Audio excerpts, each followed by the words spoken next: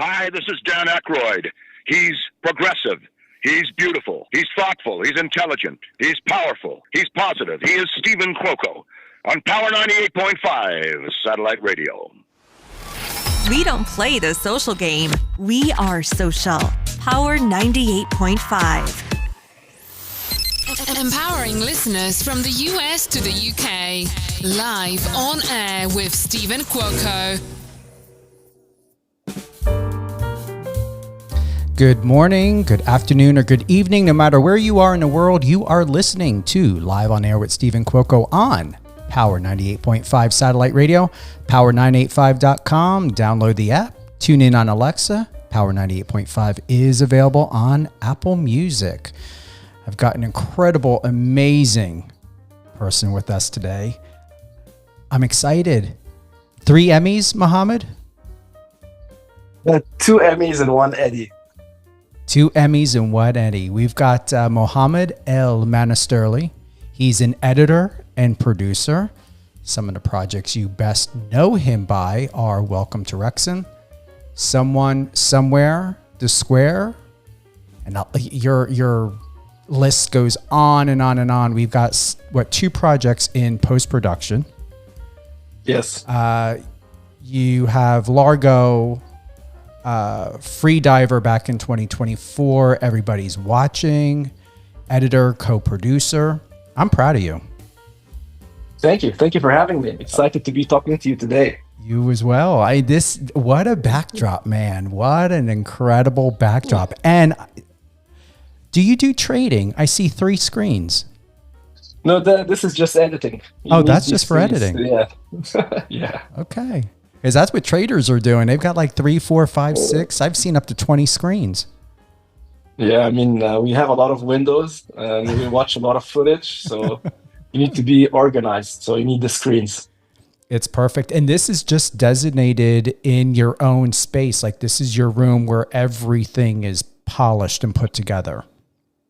Yeah, this is my new house. I just moved here a few weeks ago. So still not... the setup is not ready 100%, but since COVID, there's this shift that happened in the post-production industry where editors are able to work remotely. It's been great for the past few years. Just being able to wake up and just log into the system and work gives you a lot of time to be at home with the family and the kids. But at the same time, work it becomes like an extension of your life. You're more of a writer. You can find an idea and go back to your edit bay and just do it, which has been very exciting. But also gives you time to, pursue other passions, and just have the time for it. It's beautiful. I wouldn't say you wouldn't do posters, but anything on a wall that's going up at all? Or I like it the way it is, to be quite honest. Yeah, I don't like to add a lot of stuff. I'm a very simple person. Mm-hmm. Same way how I approach stories and storytelling. My mantra is always less is more in everything. The scenes should be as short as possible. What we're trying to say in a scene should be as short as possible. Everything should be nice and sweet. In Egypt, I'm Egyptian, so I have an Egyptian saying. I'll try to translate it to English. Let's see if it works. It's try to be a light visitor or a nice visitor where you don't, overstay your welcome, basically. That's what I always try to do with my stories, where you just give people enough so that they're interested and want more. Rather than giving a lot where it's sometimes overwhelming. I agree. Besides this backdrop that I use only for something to express, as I told you before we went live, my personality because of working in an industry that's all about people. I have nothing on my walls at home. Nothing. I like my walls to breathe. Absolutely nothing. Not even on my refrigerator. No magnets, no family photos. Nothing, just simplicity, just like your walls. It's perfect. Yeah, I agree with you, especially in this time where the clutter of everything, the clutter of products, the clutter of content, everything is so much, like all like the short videos scrolling is just like, a lot of craziness. So you need emptiness to preserve your sanity. Oh, yeah. Oh, you do. We're going to go right into it once again for those that are tuning in with us today. And if you happen to not catch us on the live here on Power 98.5, you can listen to Live on Air with Stephen Quilco on any one of your favorite podcast platforms. That's Apple, Amazon Music, Spotify, iHeartRadio. But we want you here, listening to the live. So we will re-air this episode again. And you're going to love it even more. Why only listen to it once when you can listen to it twice? So I'm going to go right into it, Mohamed. So once again, Mohamed Manasterly. He is an editor, producer. You guys have got to know his name. Look at those awards right there. I mean, how much more can we talk about? I mean, a lot more. Your work blends different editing styles seamlessly. How do you approach crafting an emotional arc through editing, and what techniques do you use to make a story resonate? I'm exactly like you. I'm all about people, and I'm always looking for these, emotional, personal beats that resonates with people. I moved to the US 10 years ago. And the reason I moved was because the documentary that I did about the Egyptian revolution, it's called The Square. And it was one of the first Netflix documentaries. And one of the hardest thing about this film to make it work for international audience is to find these personal moments from our Egyptian characters and things that help relate like foreign audience to the Egyptians. And that's what I always try to look for. What are the universal incidents? What are the universal scenes that you can experience and really connect with the character on a deeper level and really want to follow them throughout like a 90-minute or 40-minute? The technique itself is not as important as the substance and the quality that I always try to reflect from my characters, because that's what really make you wanna sit around and watch. Because like fancy editing, fast cuts, sound design, you can do that.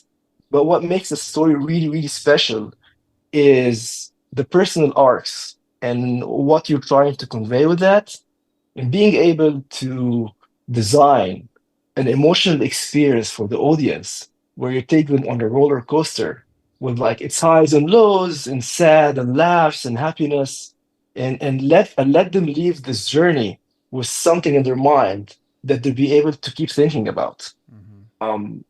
So and that's what I always strive to achieve with my work. I like that. Winning an Emmy for The Square was a monumental achievement. Looking back, what was the most defining moment for you during the editing process, and how did it shape your career? I mean, there's a lot of moments in this because again, like The Square was about the Egyptian revolution, and the Egyptians went and protested in 2011 against the government for social justice, women empowerment, and a lot of problems that we're facing at the time. And I was part of these people. I went there and I protested. And I saw this woman who looked like an American Egyptian that was filming. And I went and I talked to her, and I was like, what are you doing? Like, I'm doing a documentary about the Egyptian revolution. And it turned out to be Jehan Nujaim, the director of The Square.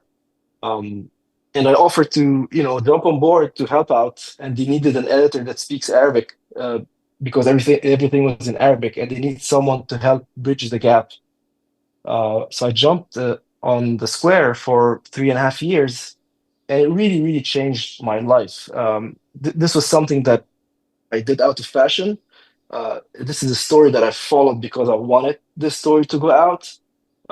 Even though we were, as a production, we were struggling in the beginning because it was an indie film with budgets and everything. And I had to leave my I had like a very good commercial career back home, doing commercials and music videos and talk shows. I used to make like good money at the time.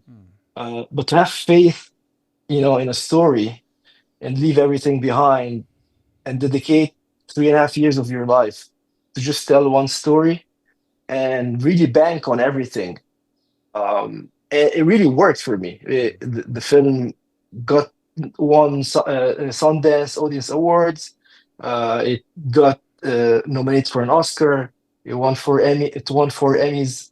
And I was invited to attend the Oscars. And I arrived at LA, and I really fell in love with the city, with the weather, with the people, with the whole idea of it being, the center of film industry, which I hope it stays that way. And I just felt like this is the place that I can live in, and continue living my life and tell as much stories as possible. To expand from that, how do you keep yourself grounded? Because I would assume, especially in your career, Mohamed, it can be very fast.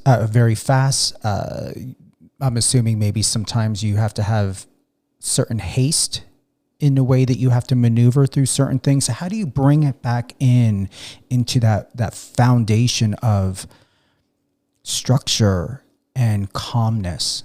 How do you find your calmness? There are too many different levels to it. Is your question about story structure itself, or you're talking about my life in general? I would say both, because they're both part of you. Yes. I mean, if I talk about story is like, the idea that you accept that you don't have all the answers, and you would never have all the answers at once. And it's a trial and error process. And you have to start with what you know first, and then work with it, and then it will speak to you. Like, for example, you start by watching the footage, and you start by marking or adding notes of the stuff that you like. This is something that you know that you like. And then you start finding these themes, and scenes and points that you love.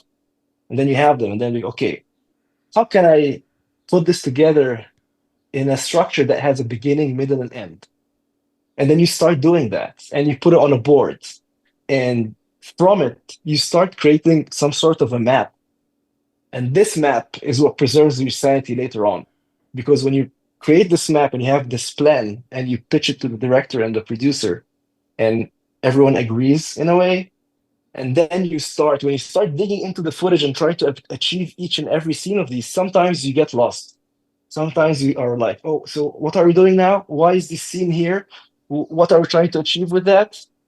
So having a plan and having a structure that everyone agrees on early on is very important. And what I try to do is I try to tell them, the producer and the director, if you like this, let's, as much as possible, hang in there until it's done. Because every scene where it is cut in a certain pace and has a certain mood and a feel for a reason. If you move it from where it is, it doesn't have the same meaning. Because sometimes I always talk about variation in space and feel. I think you shouldn't have fast editing all the time, because it becomes jarring. And you can't have slow editing all the time, because it becomes boring. But if you have like a fast scene and a slow scene and a fast scene and a medium scene, you create this symphony. It's like a song, the song usually it's not fast all the time. It's like there's an intro to it, and there's a climax, and then concludes. So just being able to plan this early on and go in the edit and achieve that, but stick to it, and having this plan helps preserve your sanity. That's work-wise. And the personal aspect of it is to, as much as possible, because you spent a lot of time with technology, as much as possible, I try to not interact with it in my normal life, try to go climbing or go surfing, go camping, sit by a fire, just be able to really, get out of it. Because editing is it really engages your mind. And I always say, like, you're always working, even if you're not, because it's a puzzle and you're trying to put it together. So when you're not working, this is actually where the ideas come in. And if you're bombarding your mind with media and stuff, you don't let space for these ideas to come together. But when in my vacations or in my weekends, you know, hanging in camping by a fire or by on the beach or something, this is where you start taking a step back and see all the dots and try to and things start to link together. What I heard and the way you were moving with your hands, Mohamed, you're creating a heartbeat for moments, a heartbeat for integration and sound and movement and partnership. That's what I 100%. heard. Yeah, I like that. Yeah, and there's a big aspect in what we do, and it's very important that makes the things work. It's called like a setup and the payoff. Okay, you can be like in the underground or something. You're in a public transportation. And you see this guy sitting, and then see that his kid's doing like crazy sounds. And you can look at him and be like, how come this guy is leaving his kids do that way? You know, like, come on, have some respect for the people. Try to control your kids. He's not doing anything, you know? But if I told you that this guy, his wife, died 30 minutes ago, you would have a whole other experience watching this guy, right? You would be like, okay, oh, I understand why this guy is silent right now and why he's leaving his kids, and you'll have sympathy for it. You know, and that's the whole idea of like planting these seeds about the characters early on, so that you know what's behind that. Now, when you know this little story beat about, not little, but this one story beat about his wife, and you can look at his face while his kid's creating all this chaos. Now there's depth to this shot. There's much more deeper meaning than what you're watching, and that's the beauty of cinema, of you're able to plant these seeds and establish ideas so that the footage itself is way bigger and much deeper than what it is. It's also the beauty of your artistic value. 100%. Yeah. It's that's also something that I think is beautiful in what we make, is that each one of us is coming from a different place. Each one of us has like different set of values, backgrounds. And when I was cutting the square, we had editors that are not Egyptian. And what's very interesting to me is each one of us see a shot differently. Like, for example, a shot of an old guy walking in the street. For me, as an Egyptian, I see him every day. He's like, to me, it's like doesn't mean anything to me. It's like, it's nothing unique about it. But another editor from New York, Jeremiah Segar, who's like a great director right now, he's like, oh my God, look at his face, look at the beard, look at the clothes, because it's foreign to him. And for him, he's like, oh my God, this shot looks like a painting. You know, and then this moment, you're like, oh my God, you know, it's just like, it's crazy, you know, how we see things differently.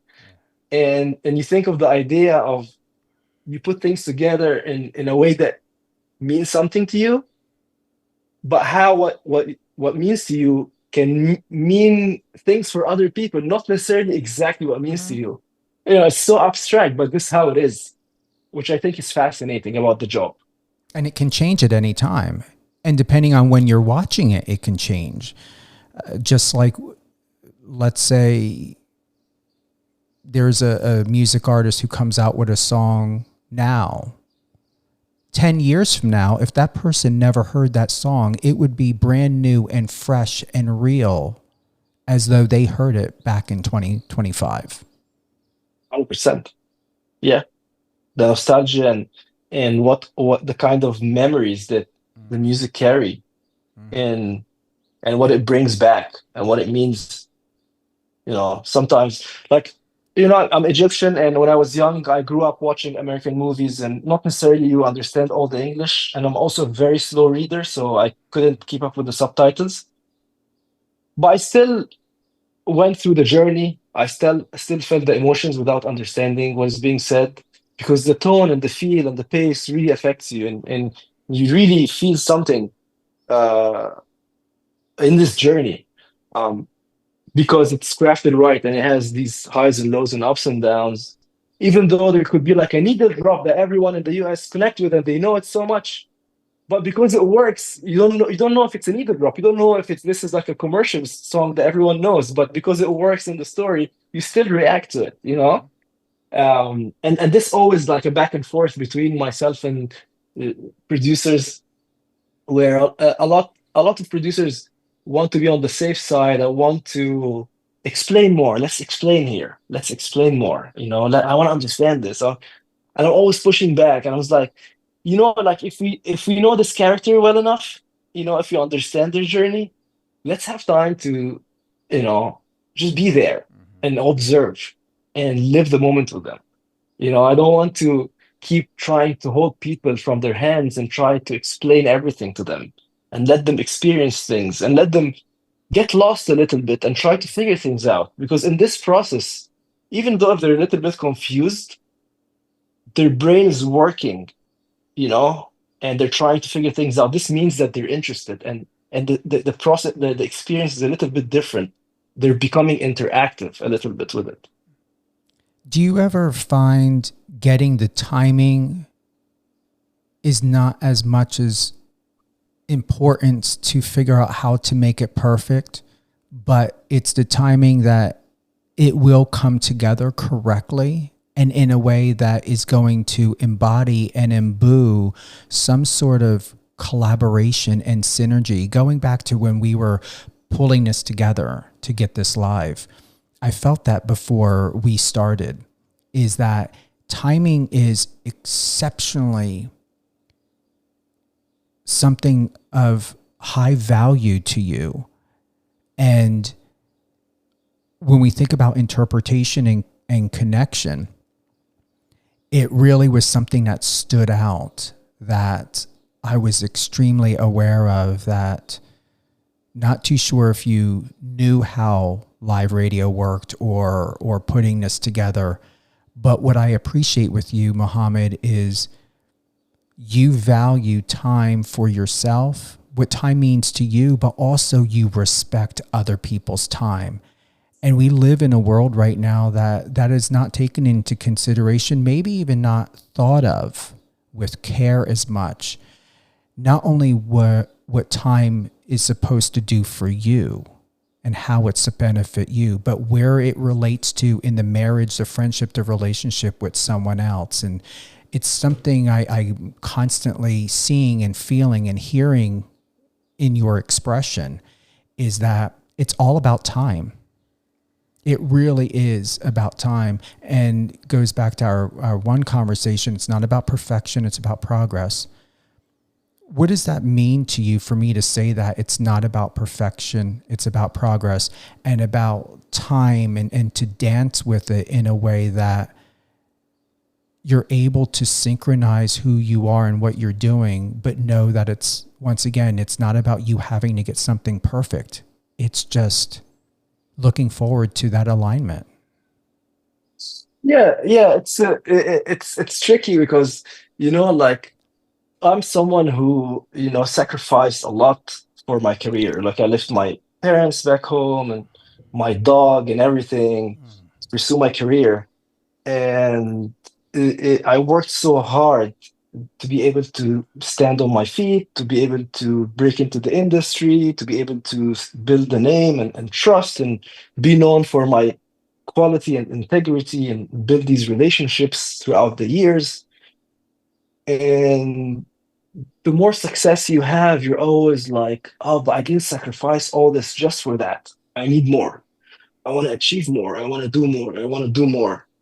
But at the same time, you look back and you'd be like, oh my God, I've been working all this time. I've been spending all my life working. Years are passing by and I'm just working. And it's just like trying to find like the balance between moving forward on these new things, but at the same time still perfecting your work. Uh, it's a tricky balance, especially when you have kids and you have deadlines, and things sometimes take longer than expected, and you need to meet these deadlines, but at the same time you want to find time for your family, but at the same time you're kind of tired because you're working so much. And it's I'm 40 years old now, and having all these reflections about like the past 40 years and what's next, and trying to find your, you know, what you really want to do with the next phase of your life, and to be able to create a balance between work, success, and the quality of life. And that's a big question that I'm still trying to answer, honestly. Yeah. I want to ask if you have any regrets, but I don't even want to ask that because I don't see that in you. I'm sure you probably would think, well, maybe what we discussed before would have been nice if maybe something happened earlier, like 20 years ago, but look at the body of work you have. Look at how refined and seasoned. They may be just trophies to someone else. However, those are not just trophies. That is physical artwork that has been amalgamized. It's been immortalized because of passion and time, because you, as you said, you left your family, you left your dog, you made lots of sacrifices. And that's what I see. I see immortality with those awards. That is something of emotion and intellect and experience and knowledge that we cannot physically see until it's been put together, as it's clearly right there. And I appreciate that. Thank you for that. And going back to the idea of like, could things happen earlier? I don't know, because I feel like things happen at the right time, because you could have gotten these opportunities, but you weren't ready for them. Like before coming to the US, I had about like 8 years of experience back home. Working in Egypt is different than here. You need to be very fast, very, very fast, crazy deadlines, work like crazy hours. So I was technically proficient and using the Avid and Premiere and everything in a very good way. Documentaries aren't very popular in the region for some reason, not as here. But coming here, and we're also working on the square, and the idea of like you're writing with the material, and just the craft of like finding the story and putting it together and everything that we've been talking about. And the more time passes and the more projects I get, it really prepares you for the next step.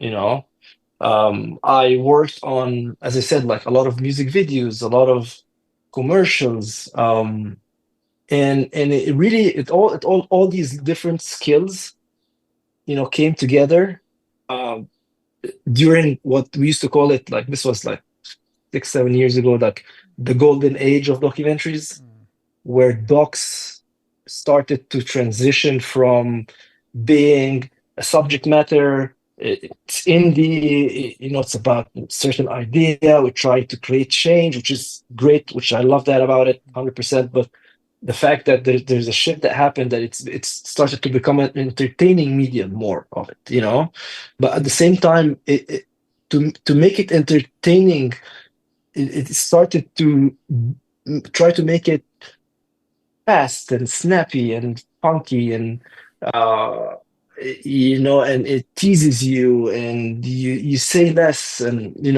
so all this stuff is in, for example, in commercials, in commercial editing, where things are fast and try to convey certain idea in a very short time, or in music videos where you try to tell the story with just visuals, or just try to create a feel, just a feel, and this started to become needed in this era of the golden age of documentaries. But at the same time, the speed that I got from working in Egypt, and to be able to craft scenes really quickly and show producers and stuff. If these opportunities came before that, maybe I wouldn't have been able to, do a good job with it. I don't know, it's just the biggest question, Steve, is what's next? You know what I mean? Like you reach this with docs and everything, but what's next? That's the biggest thing, and just being able to keep pushing as well, keep pushing, because we are in times that there's a lot of uncertainty, Yes. Around the industry, and it's been for a while right now. And you could be working and busy and everything, but there's always this question of like, okay, what's going to happen, with AI, with the tax incentives in California. There's a lot happening, and there's always this big question about, okay, what's the next step? My honest response to that, if you are asking me consciously, subconsciously, subliminally, you have to prepare now. You're doing exactly what you're doing at the right time. As I said to you before privately, I said, you are on time. You are on time. But don't be waiting to ask what's next. Go out there and make it. Yeah. Someone Yeah. like you, I mean yeah. that's what I'm doing right now, because I have been, I had very little mentors in my career. I had mentors back home, but in the documentary world and stuff, I have very, very little mentors. I taught myself, and I learned by doing mistakes. And there's very little information about how to write for documentaries, how to use the footage to just tell a story without a script. And that's what I'm doing right now. I'm creating a documentary editing course that is based on storytelling, and I'm using some of the award-winning shows that I worked on to show people the way to watch footage and do selects, and be able to craft a whole structure for a 90-minute film or for a TV series, and be able to do that. And in a way, I want to give back. I don't want it to be difficult for people to be able to experience that, because like getting a chair in an edit bay in a big production is not something easy to break in, and to really interact with these amazing editors and producers, because the competition is so high, so breaking in is so difficult.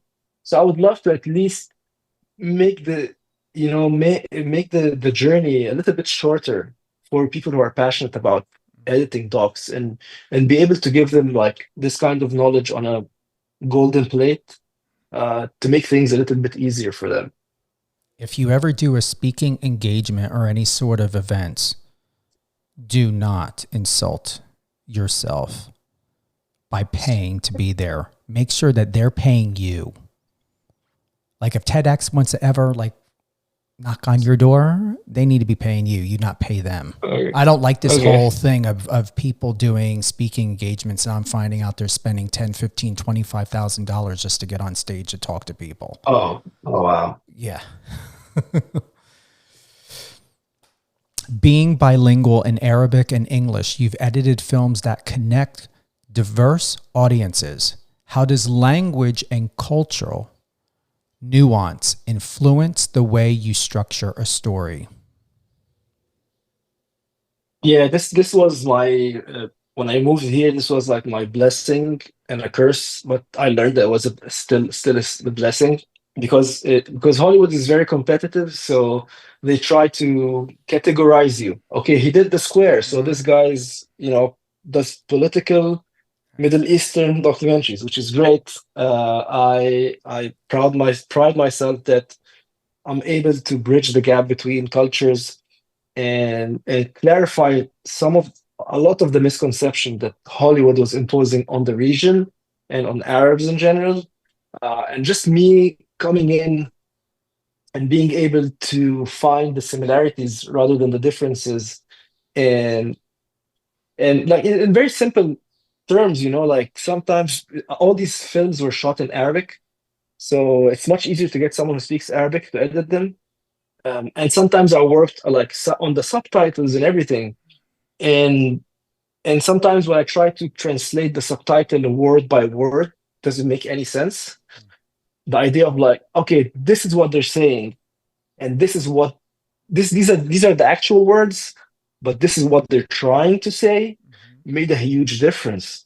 And a lot of times people are like, oh, that makes sense now. That makes sense.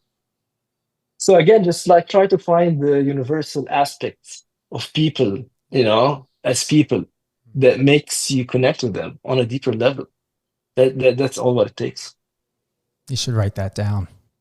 Put that on your course. Seriously. Every editor faces moments where a scene just isn't working. Can you share a time when you had to completely rethink an edit and what that process taught you? Every time. It's a big part of the process. Like you can, as I talked about earlier, like finding this plan and like finding the structure and go and follow the structure. This is great because this is, again, like going back to the same idea of like start with what you know and then it will speak to you. A lot of the times, some of these things won't work. A lot of the time, something could work for you and you love it so much, and then you get a note from the director or producer that they want to change it or restructure or whatever. I at first, when I was young, I was like, oh, my ideas, and try to protect it as much as possible. But the more you grow, and the more you mature in the craft, you learn how to preserve your initial thought or initial direction, but at the same time be able to integrate their note and to make it something better.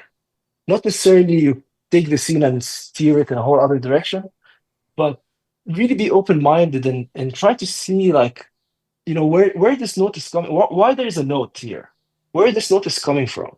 And not more, like 80% of the time, the suggestion to solve the note from anyone else is not the solution.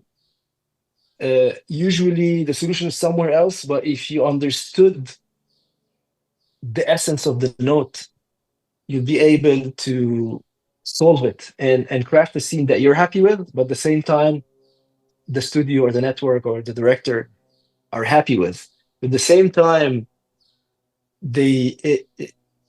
that's the best aspect of the job, is working with people with different perspectives and ideas and backgrounds, and we're all coming together in this one, in this piece of art.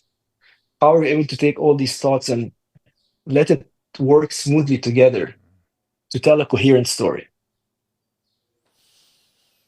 You've worked with visionary directors and producers. What makes for a truly great collaboration, and how do you balance your creative instincts with the director's vision? You touched on it, but could there be more that you could elaborate on? Yeah, I mean, directors are so different in their approach. Like some of them are very well like prepared. They know what everything scene is about, and they give you like clear direction from the start. And then they might leave you to do whatever you want. Like that's what I want. Go and do it.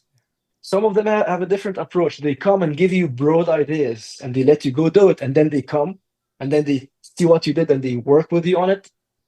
Some of them are, it depends on the flexibility and the way they like to work. I'm more than happy to work in any way. I always say I'm the kind of editor who you can give me a drive that has like 300 hours of footage and give me a deck and I'll meet you in 4 months with a film. I can do that. But at the same time, if you have like a storyboard and you have paper cuts, I can work with you on that. It's just being open-minded, right?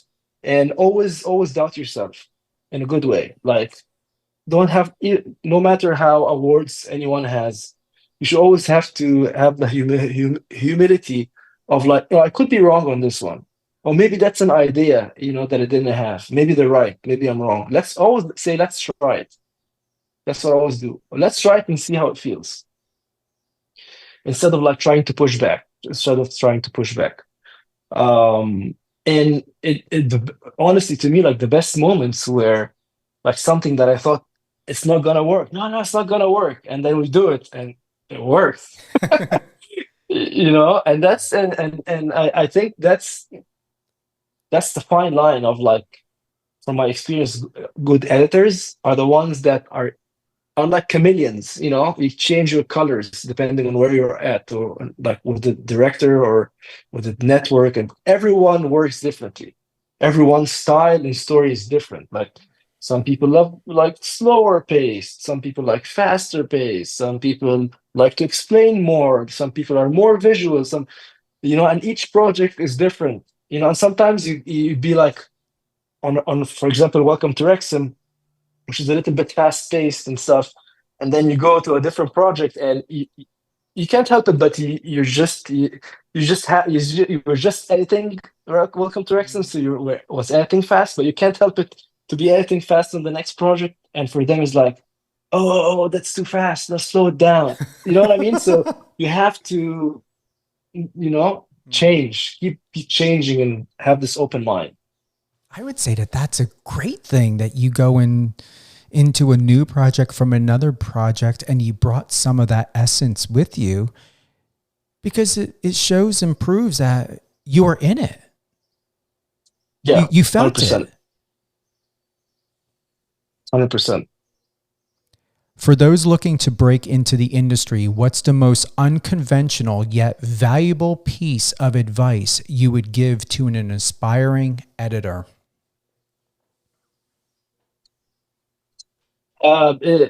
Just be able to deal with people. I always say, like, you can watch movies and learn, the craft and everything, and you can create a beautiful rough cut. But if you can't deal with different minds, different perspectives, and work under pressure, you'd never be able to make it. That's it. I mean, some I've seen in my career, like super talented editors, but they're little arrogant. Mm-hmm. They can't take a note because they think that their work is great, but so no one knows better than them. But if you still do great work, but at the same time is able to take these notes and incorporate it in a way that makes the work actually better. Not because you gave me a note that I don't like. Okay, I'll do your note to show you that it was wrong. No, you take the note and try to make something beautiful with it. And this is when people want to work with you again, because you took their ideas and make something even way better than their initial idea and what your original scene was. Yeah, I don't think I would want to do that. Not when someone's the one who's writing the check.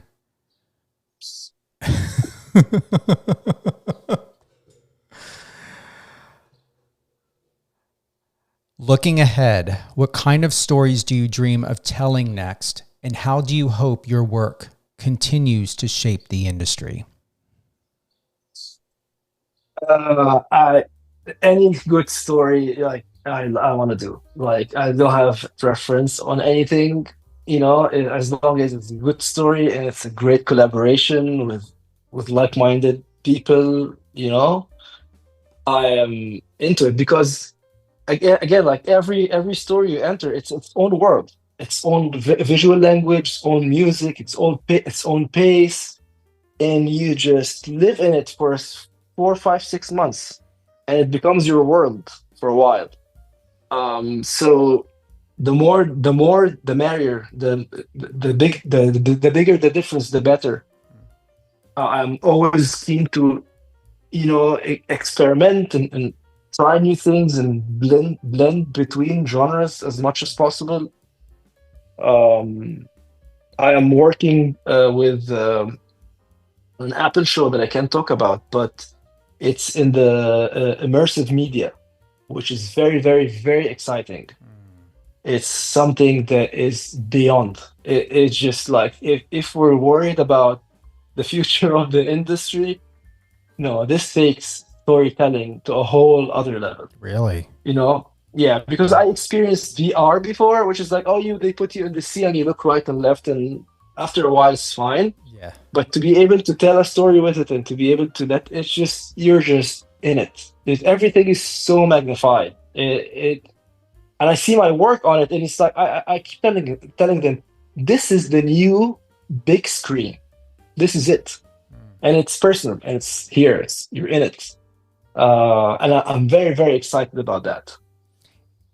If I may ask, Mohamed, how do you feel about AI? Should anyone in your field be concerned of where we're going with technology? Is that something you can answer?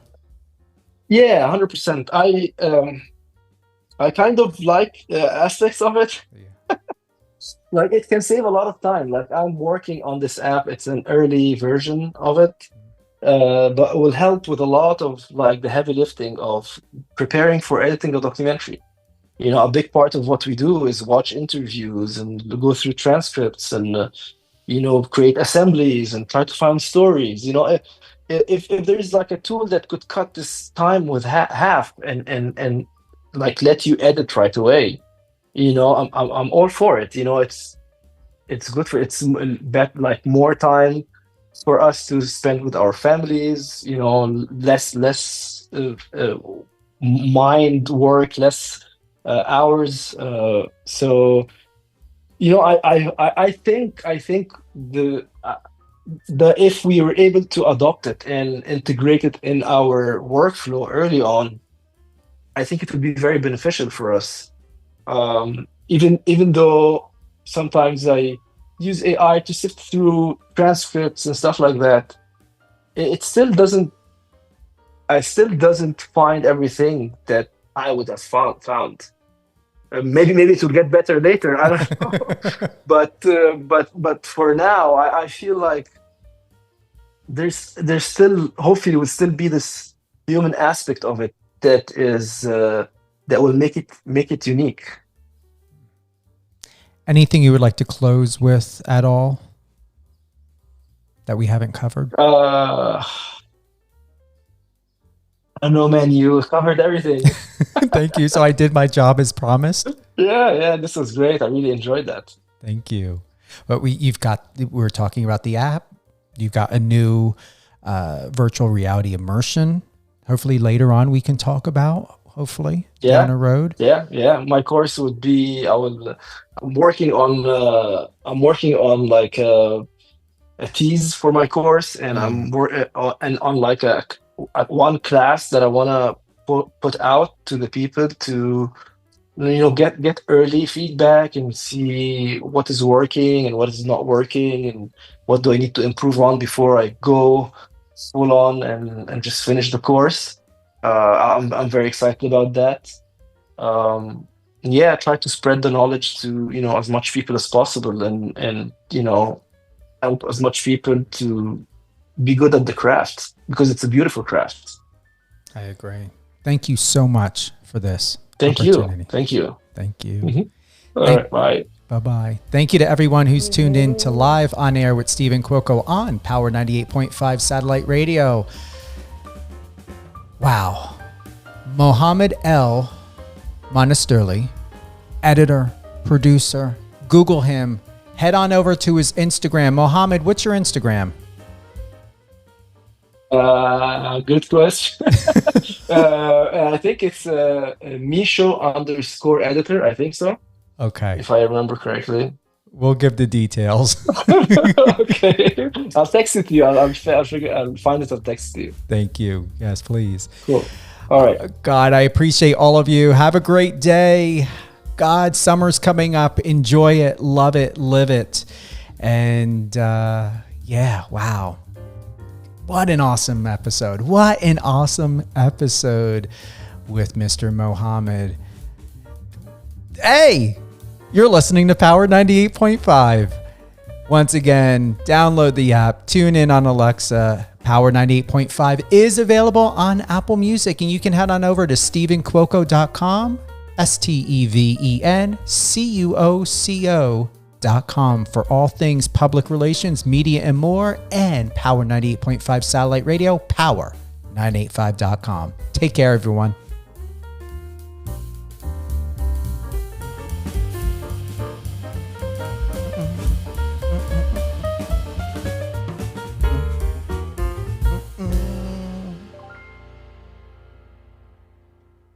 That's how you do it. Friend us on your socials and let's connect.